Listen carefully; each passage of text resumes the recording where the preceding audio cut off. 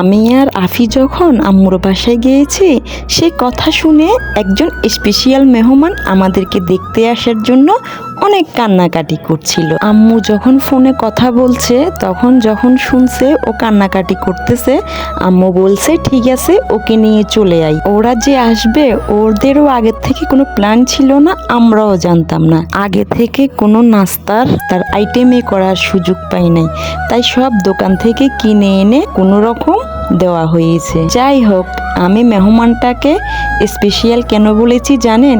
কারণ এর আগে কখনো এই মেহমানটি আমাদের বাসায় আসেনি। অনেক কান্নাকাটির পরে তারপরে তাকে নিয়ে আসা হয় আমাদের বাসায়, সেজন্যই আমি তাকে স্পেশাল বলেছিলাম। সে হচ্ছে এই ছোট্ট উষ্মি। আসছে তখনও সে অনেক হ্যাপি ছিল, অনেক খেলাধুলা করছে, কিন্তু তার সাথে তার পরের দিনই ঘটে যায় অনেক বড় ঘটনা।